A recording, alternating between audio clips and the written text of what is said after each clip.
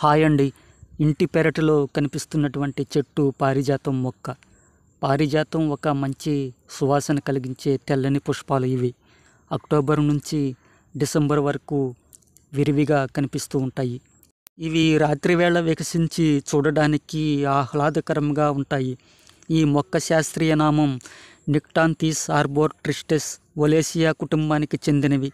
సంస్కృతంలో పారిజాత్, షపాలి అని కూడా. ముఖ్యంగా ఈ చెట్టులో ఉపయోగించేవి విత్తనాలు, పువ్వులు, వీటి ఆకులు కీళ్ళు నొప్పులకు పారిజాత ఆకులు కషాయంలా తయారు చేసి ఆయుర్వేదంలో నిపుణులు ఉపయోగిస్తున్నారు.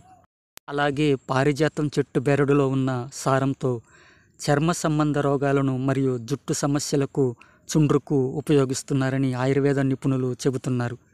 ఈ పుష్పాలను సుగంధ తైలం తయారీగాను ఉపయోగించి వీటి విత్తనాలు చూర్ణం, పారిజాతం మాత్రలు కూడా వాణిజ్యపరంగా మార్కెట్లో అందుబాటులో ఉన్నాయి.